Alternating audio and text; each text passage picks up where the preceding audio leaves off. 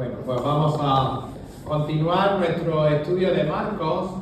Y si recordáis, hace 2 semanas terminamos el capítulo 8 y vimos el primer versículo del capítulo 9.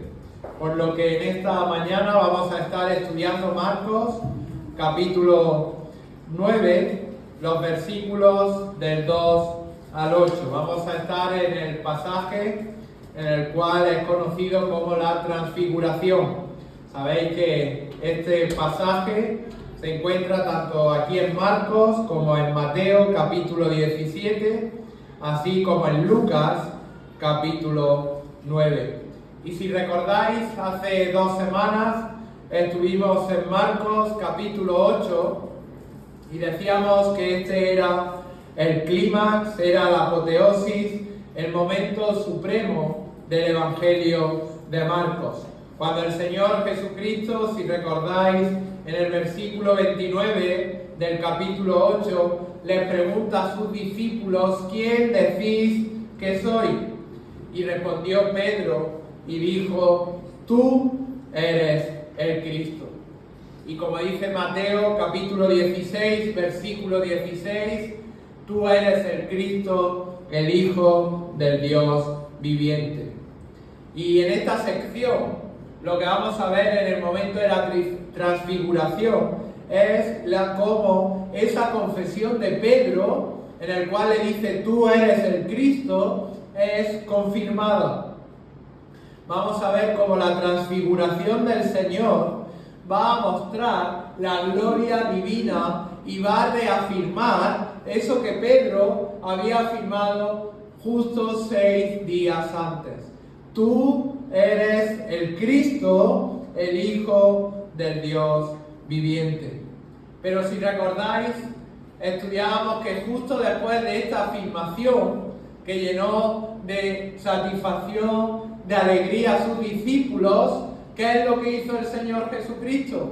Anunció, ¿verdad?, su muerte. De hecho, en el versículo 31, justo después del capítulo 8, dice la palabra del Señor: comenzó a enseñarles que le era necesario al Hijo del Hombre padecer mucho y ser desechado por los ancianos, por los principales sacerdotes y por los escribas, y ser muerto y resucitar después de 3 días.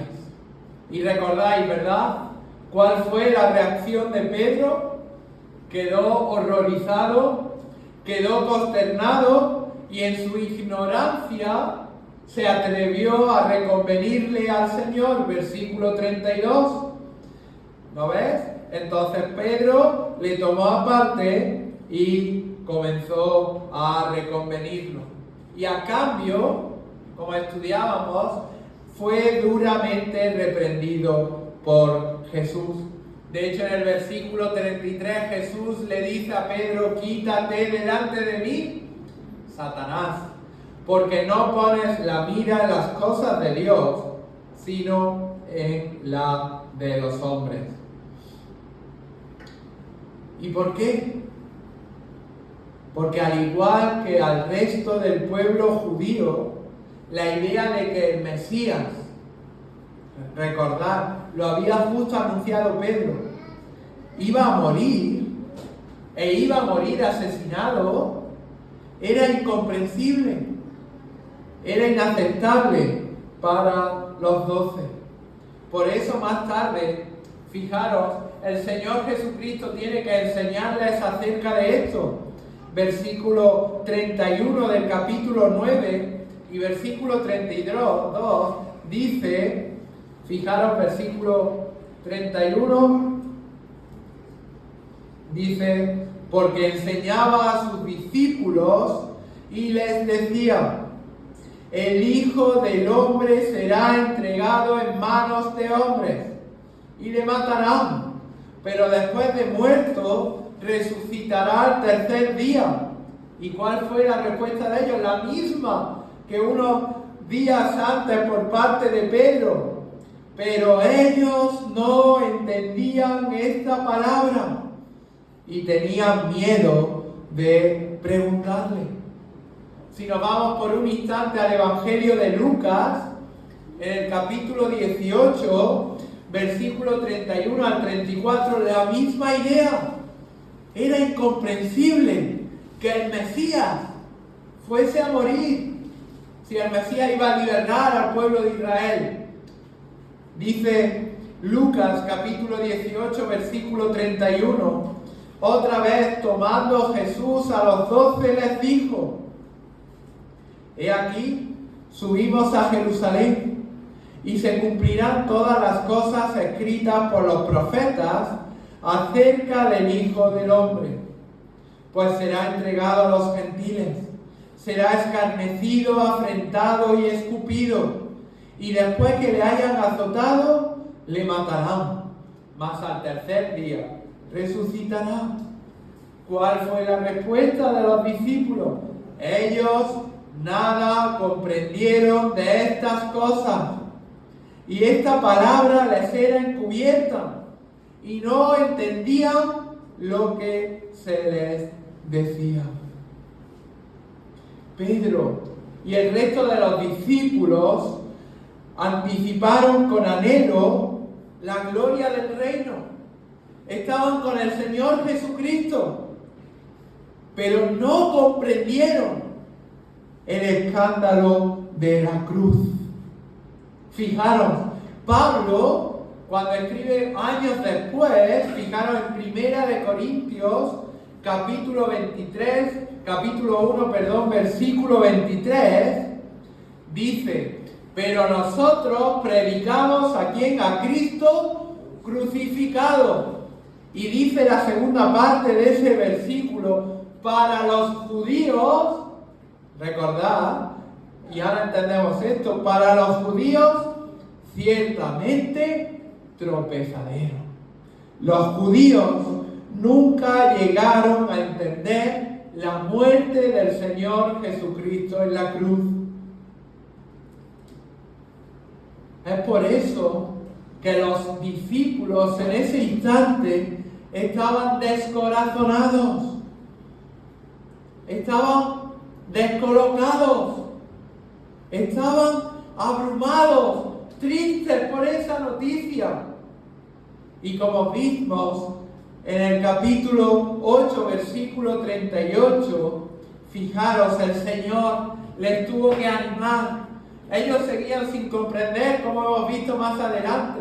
Les tuvo que animar y decirle: yo soy el Mesías, ese de que decís tú eres el Cristo, y debo de morir.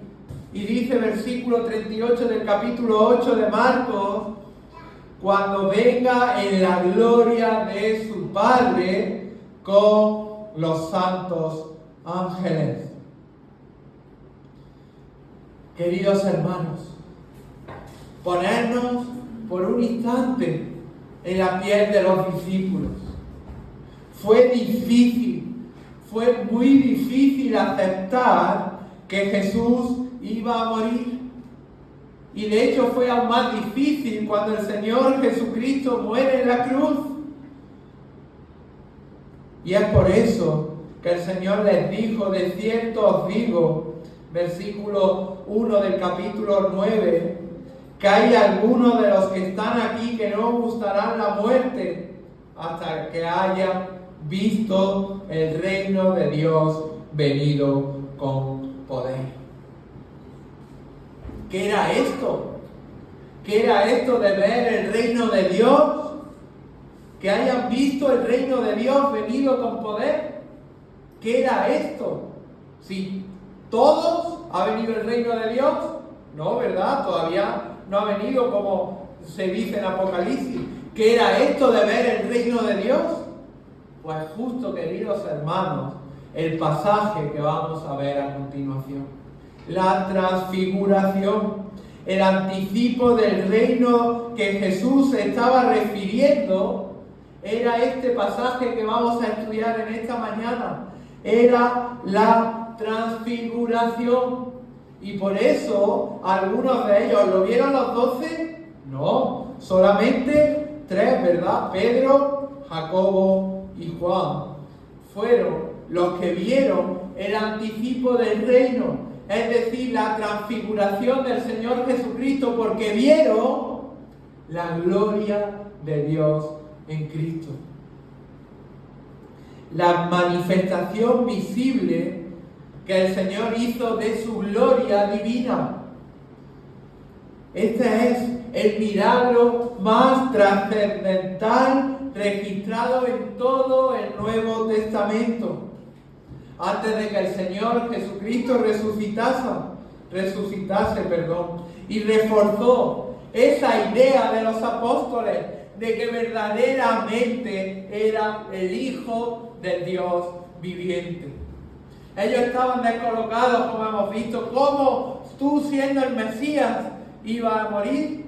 El Señor les dice: tranquilos, es necesario que muera, pero que algunos de los que estáis aquí, versículo 1 del capítulo 9, no os gustará la muerte, es decir, no os vais a morir hasta que no veáis el reino de Dios. E inmediatamente sucede, 6 días después justo, la transfiguración, para que la fe de esos discípulos fuese reforzada en Cristo.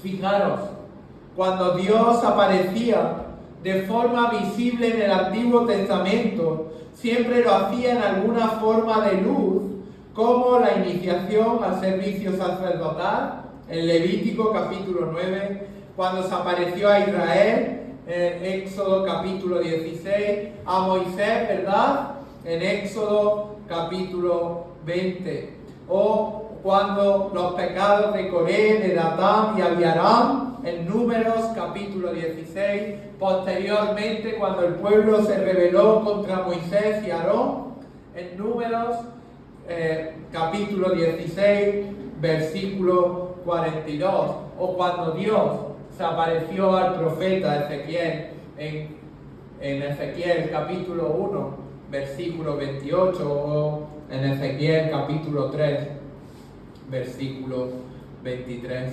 siempre en forma de luz. Y en todos los casos en los que Dios se aparece en el Antiguo Testamento, fue con la finalidad de fortalecer la fe del pueblo de Dios.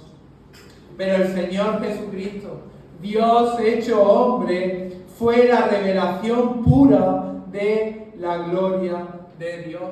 De hecho, Pablo se refiere al Señor Jesucristo en 1 Corintios capítulo 2, versículo 8, como Señor de gloria. O en Hebreos capítulo 1, versículo 3, se describe a Jesús como el resplandor de la gloria de Dios. Pero justo a excepción de este pasaje de la transfiguración, esta gloria de Dios hecho hombre fue velada. Nadie más vio la gloria del Señor Jesucristo. Sí, es cierto que, como estamos estudiando, fue revelada a través de milagros, pero nadie pudo ver la gloria de Dios, a excepción de Pedro, de Jacobo y de Juan, y a excepción justo de este pasaje. ¿Con qué finalidad? La misma que con la que Dios se aparecía en el Antiguo Testamento, para fortalecer la fe de estos 3 hombres. Y casi al final de su vida, Pedro, uno de los privilegiados que pudo ver la gloria de Cristo en la transfiguración, fijaros, en 1 de Pedro, capítulo 16, versículo 18, escribe y dice, refiriéndose a este pasaje: porque no os hemos dado a conocer el poder y la venida de nuestro Señor Jesucristo siguiendo fábulas artificiosas, sino como habiendo visto con nuestros propios ojos su majestad. Pues cuando Él recibió del Dios Padre honra y gloria, le fue enviada desde la magnífica gloria una voz que decía: este es mi Hijo amado, en el cual tengo complacencia.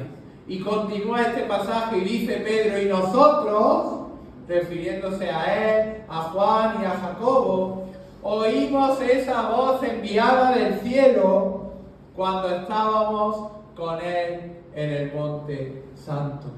Por lo que hoy vamos a estudiar es el mayor milagro del Señor Jesucristo durante su ministerio terrenal, a excepción de cuando es resucitado. Y vamos a ver, en primer lugar, la transformación del Hijo, la transfiguración del Hijo. Fijaros, capítulo 9 de Marcos, versículos 2 y 3. Dice la palabra del Señor que 6 días después, Jesús tomó a Pedro, a Jacobo y a Juan y los llevó aparte solos a un monte alto y se transfiguró delante de ellos. Y sus vestidos se volvieron resplandecientes, muy blancos, como la nieve, tanto que ningún lavador en la tierra los puede hacer tan blancos. Fijaros, el Evangelio de Marcos y el Evangelio de Mateo, capítulo 17, indican que la transfiguración tuvo lugar 6 días después de la promesa que Jesús hizo. ¿Qué promesa? Versículo 1, capítulo 9, que he aquí, de cierto os digo, es decir, en verdad os digo, que algunos de los que están aquí no gustarán la muerte hasta que hayan visto el reino de Dios con poder. Eso fue una promesa. Desde ese momento, 6 días después, se hace realidad esa promesa. Sin embargo, si estudiamos en el Evangelio de Lucas, dice en Lucas capítulo 9, versículo 28, que ocurrió 8 días después. Entonces podemos decir, hay un fallo, hay una contradicción, pero no es así, porque Lucas cuenta justo el día en el que el Señor hizo la promesa y cuenta también ese día, mientras que los evangelistas Marcos y Mateo solamente se refieren a los días que hubo entre justo después de decir esa promesa y justo el día antes de que se produjese la transfiguración. Y fijaros, Jesús, dice versículo 2, tomó a Pedro, a Jacobo y a Juan. Estas 3 apóstoles conformaban el círculo íntimo de los apóstoles y fueron los amigos más allegados de Cristo. Solo ellos, fijaros, aparte de la transfiguración, presenciaron la resurrección que, por ejemplo, el Señor hizo de la hija de Jairo. Y además, solamente Pedro, Jacobo y Juan estuvieron con el Señor Jesucristo en Getsemaní. Fijaros en Marcos, capítulo 14, versículo 33, justo antes de ser entregado, dice el Señor Jesucristo cuando fue a orar en Getsemaní, dice, y tomó consigo a los mismos, a Pedro, a Jacobo y a Juan, y comenzó a entristecerse. Jesús los llevó como acompañantes. ¿Por qué?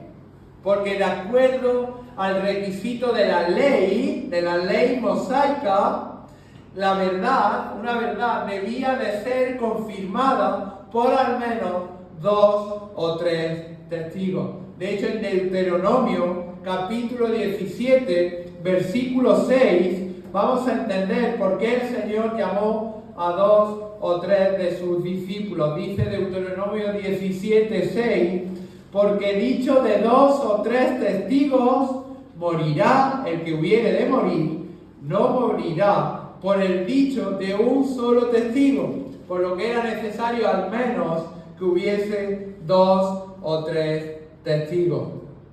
Además, dice este versículo 2 de Marcos que los llevó aparte a un monte alto para orar. Es decir, ¿qué sería?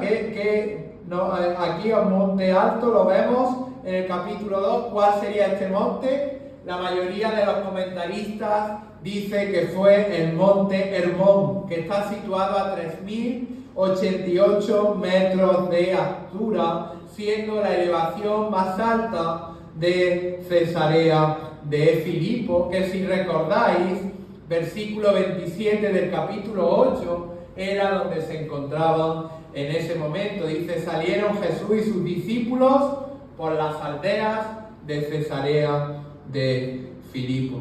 Y Marcos describe lo que sucedió de manera sencilla. Fijaros, final del versículo 2, y se transfiguró delante de ellos.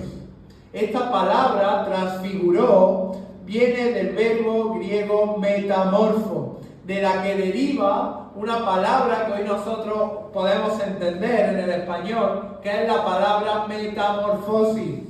Y esta palabra de transfigurar, esta metamorfó, solamente aparece 4 veces en todo el Nuevo Testamento. Y hace referencia las 4 ocasiones a una transformación radical. Fijaros, aparece aquí, aparece en Mateo capítulo 17, en el mismo contexto de la transfiguración, y aparece, fijaros qué interesante, en Romanos capítulo 12, versículo 2. Fijaros en Romanos 12:2, dice la palabra del Señor: no os conforméis a este siglo, sino transformaos. Esa palabra transformaos es la palabra misma metamorfó, por medio de la renovación de vuestro entendimiento. Y en 2 de Corintios, es la 4ª y última vez que aparece, la encontramos en el capítulo 3, versículo 1. Fijaros con la misma idea que aparece en Romanos capítulo 12, fijaros 2 de Corintios, capítulo 3, versículo 1, dice, comenzamos otra vez a recomendarnos a nosotros mismos, o tenemos necesidad, como algunos, de cartas de recomendación para vosotros, o de recomendarnos, o de recomendación de vosotros. Es decir, este pasaje no es justo ese, pero en Romanos capítulo 12 vemos cómo se refiere a una transformación total. En Mateo y en Marcos se refiere a la transfiguración, mientras que en Romanos capítulo 12 se refiere a la transformación que produce la salvación en la vida de los creyentes. Esto es lo que significa transfigurar.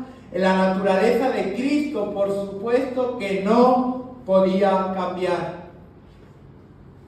Nosotros sí, ¿verdad? Tenemos que pasamos de nuestra vieja manera de vivir a nuestra nueva manera de vivir. Hemos leído que antes éramos viejas criaturas y ahora nuevas criaturas. Pero esta transfiguración, vemos que en Cristo no podía cambiar su naturaleza, pero sí su apariencia. ¿Y qué fue esta transfiguración? Que la gloria brillante de su naturaleza divina resplandeció a través del velo de su humanidad. La apariencia de su rostro, dice Lucas, se hizo otra y resplandeció, dice Mateo capítulo 17, versículo 2, su rostro como el sol. Mateo además añade que sus vestidos se hicieron blancos como la luz. Y Lucas afirma que su vestido se volvió blanco y resplandeciente. Y ese resplandeciente da la idea de esos rayos cuando hay tormenta, que aparece esa luz que podemos observar en el cielo. Y esa fue la gloria que el Señor expresó y en que el Señor mostró esa radiación a Pedro, Jacobo y Juan cuando despertaron. y el Señor había poseído esa gloria, no es que le hubiera venido en ese momento, sino que poseía esa gloria desde la eternidad pasada, como dice Juan capítulo 17.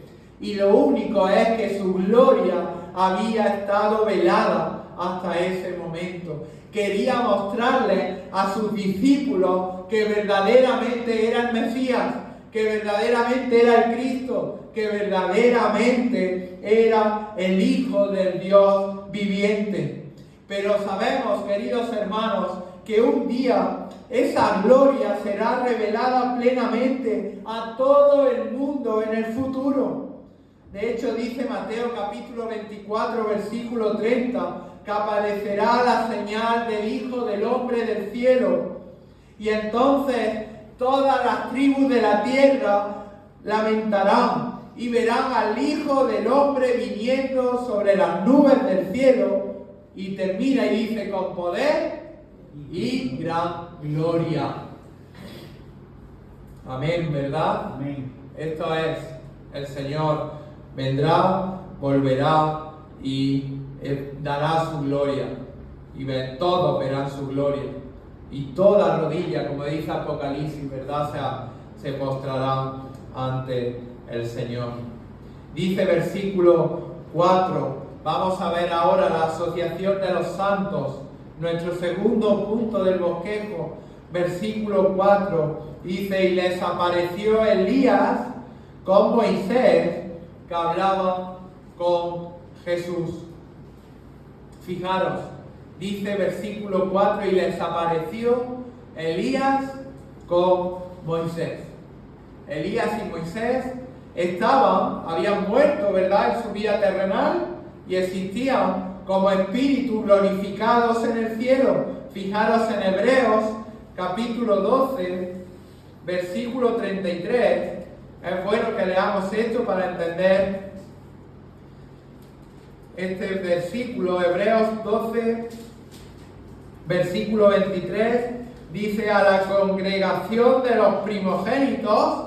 Aquí se está refiriendo a estos santos del Antiguo Testamento que están inscritos en los cielos, a Dios, el juez de todos, a los espíritus de los justos hechos perfectos. Es decir, aquellos santos del Antiguo Testamento están en el cielo, en espíritu, en espera de la resurrección de sus cuerpos al final de la tribulación futura, tal como dice Daniel, capítulo 12, versículos 1 y 2.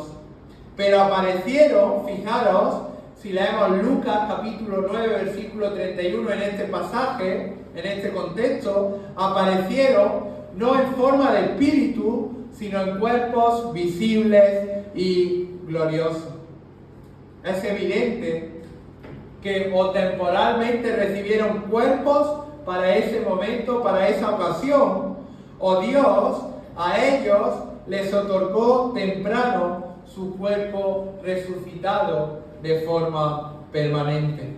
No vamos a entrar en eso, pero los apóstoles no habrían reconocido a los Dios hombres glorificados. Por tanto, a ellos mismos se presentaron, ¿verdad? Debieron de presentarse a los apóstoles, o bien el Señor Jesucristo los presentó.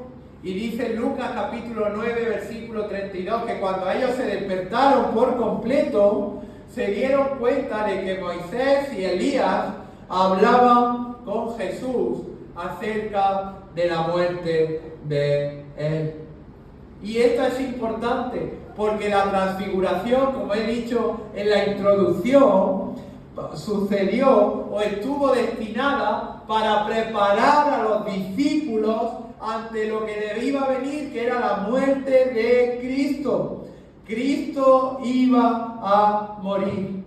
Cristo, en obediencia al Padre, no podía ir en contra del plan establecido por Dios desde antes de la eternidad del mundo y la gloria que había de venir.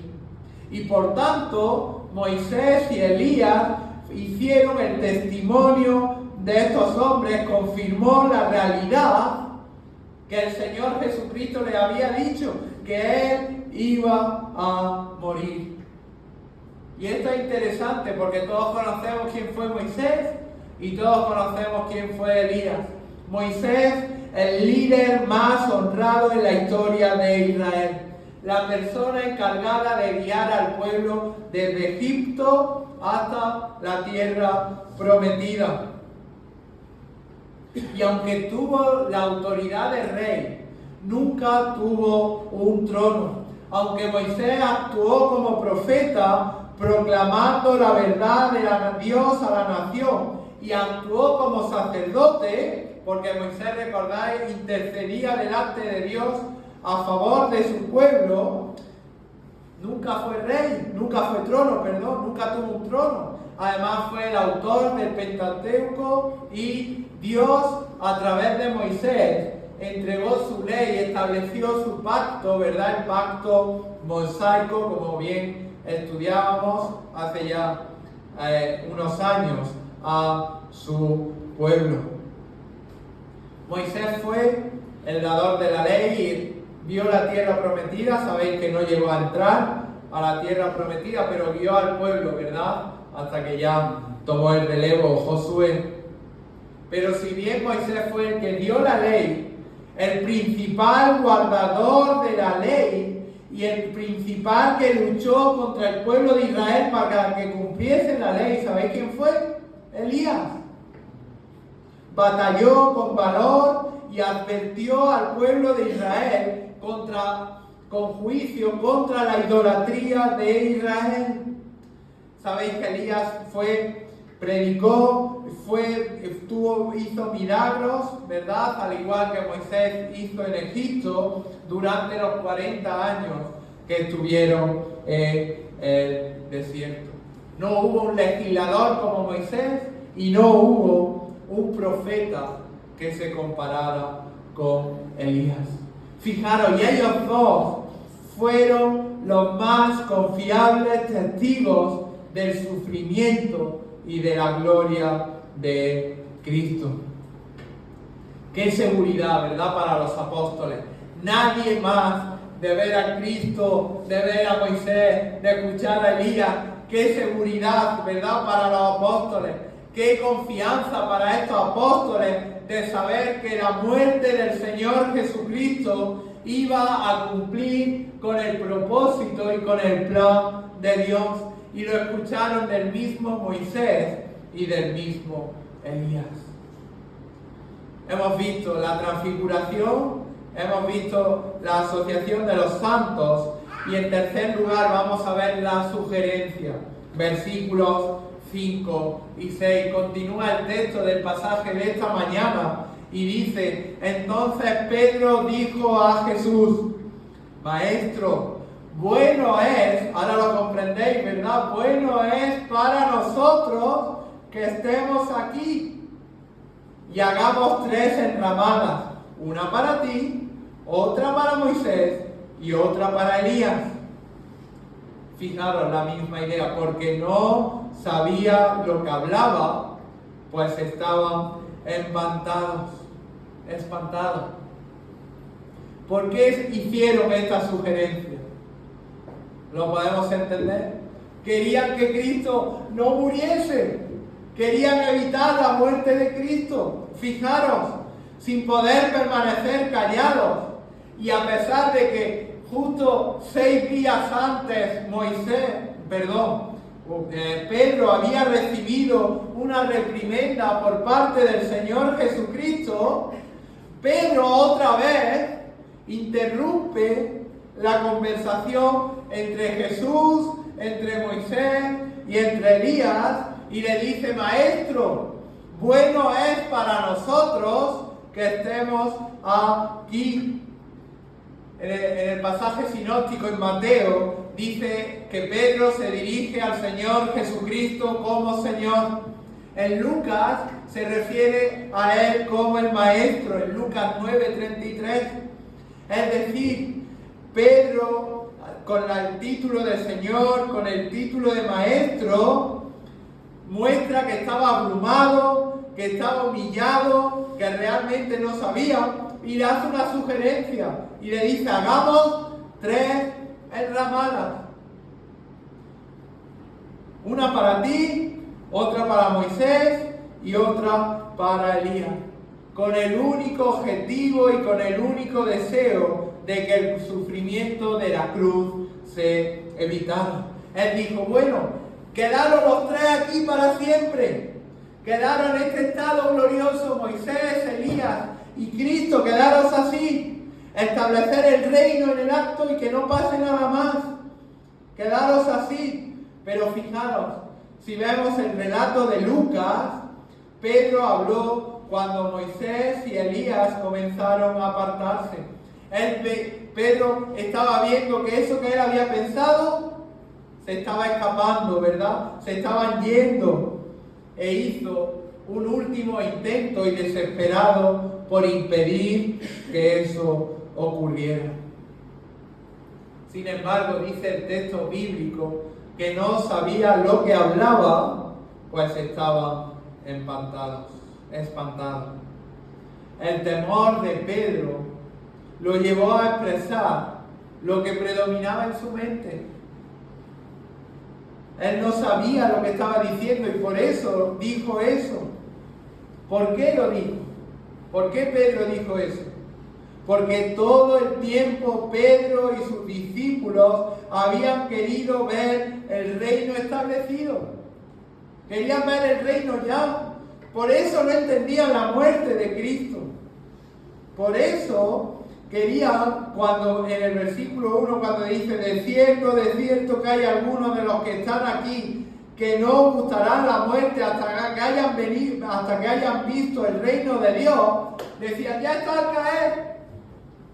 Si voy a vivir 70, 80 años y tengo 50, ya lo vamos a ver, ya no vamos a morir. No entendían que realmente lo que se estaba refiriendo a este momento de la transfiguración.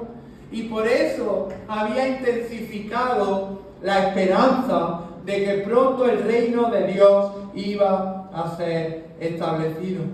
Cuanto aún más cuando vieron al Señor, toda la gloria, cuando vieron a Moisés y a Elías de forma glorificada. Estos eran los profetas que guiaban a Israel. Además, Elías estaba asociado, como vemos en Malaquías capítulo 3, con la venida del reino. Dijeron, ya se va a producir. No solo eso, sino que este pasaje sucede en el mes de Tisrei. Y este mes es 6 meses, antes de la Pascua. ¿Y sabéis qué se estaba celebrando en ese tiempo? La fiesta de los tabernáculos, o como también se conocía, la fiesta de las enramadas, que conmemoraba la salida de Egipto. Entonces Pedro dijo, está Cristo glorificado, está Moisés que guió al pueblo de Israel, está Elías como el gran profeta, encima ahora en la fiesta de los tabernáculos. Qué mejor momento que el Mesías saque en este momento a su pueblo de la esclavitud del pecado y lo lleve al reino justo, que durante esta fiesta, ¿verdad?, que celebraba la salida del pueblo de Israel de Egipto. Es el momento perfecto.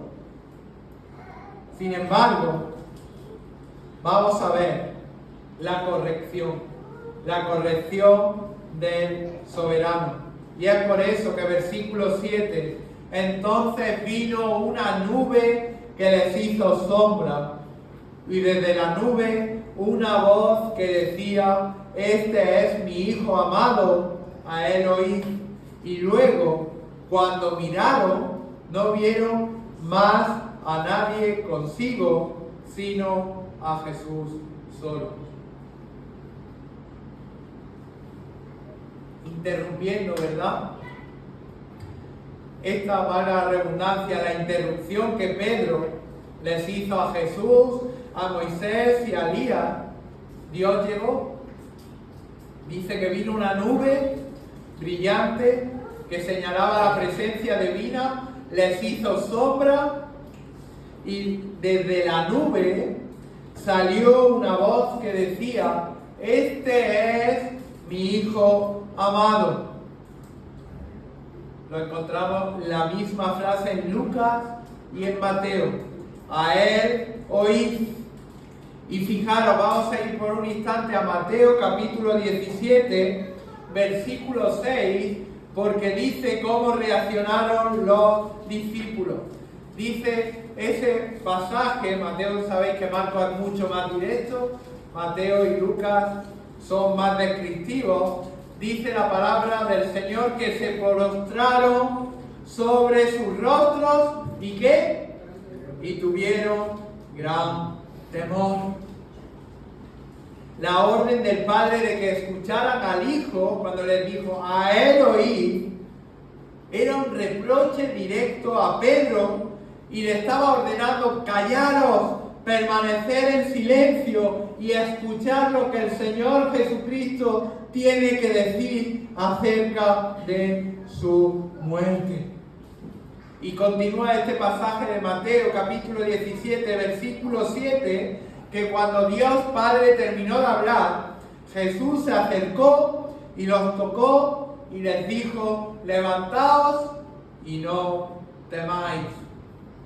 Y luego miraron y no vieron más a nadie consigo, sino a Jesús solo. ¿Qué había sucedido? Que el anticipo del reino había acabado. Todas esas especulaciones que Pedro se había hecho en su cabeza de que era el momento perfecto, de que ya Cristo había sido glorificado, de que ya se iba a establecer su reino, eso que podría tener sentido humano para ellos como judíos, de que el Mesías iba a reinar, de que su reino iba a ser eterno, ellos conocían las promesas de 2 de Samuel capítulo 7, versículo 12, cuando le dice que su reino iba a ser eterno para siempre, ¿verdad? Pero vieron, se despertaron y ya solo vieron a Jesús. El anticipo del reino había acabado. El reino no se iba a establecer en ese momento. Lo que acaban de presenciar no fue una visión en su mente, sino que fue una experiencia de la presencia real de Dios sin precedentes que no había ocurrido desde que Adán y Eva la percibieron en el huerto del Edén antes de la caída. Aunque no sin más dudas, sin malentendidos, los discípulos, como bien sabemos, siguieron a Jesús hasta la cruz. Y después, estos tres hombres y el resto de discípulos, a excepción de Judas, dedicaron su vida a predicar a Cristo y a Cristo crucificado, ¿verdad? Como hemos leído. Y al igual que su Señor, cada cristiano vamos a padecer por causa del Evangelio. Todos, en cierta forma, somos Pedro. Todos anhelamos ver la gloria del cielo. Todos anhelamos ver el reino de Cristo. Pero fijaros, dice Romanos capítulo 8, versículo 17. Si padecemos juntamente con Él, seremos glorificados, ¿verdad? Queridos hermanos, pues anhelemos el día en que el Señor Jesucristo venga, establezca su reino eterno. Y mientras tanto, anunciemos y prediquemos, ¿verdad?, la verdad del Evangelio, y prediquemos la muerte de Cristo, la cruz de Cristo y la resurrección. Y para finalizar, me gustaría terminar con un pasaje que encontramos en Filipenses, capítulo 3, versículo 20. Dice Filipenses, capítulo 3, versículos 20 y 21.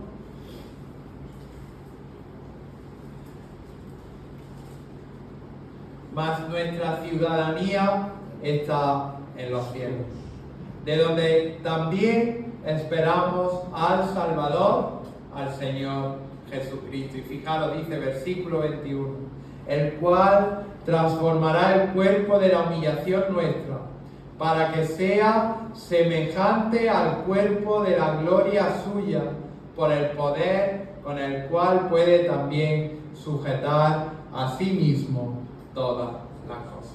Pues que el Señor bendiga su palabra. Amén.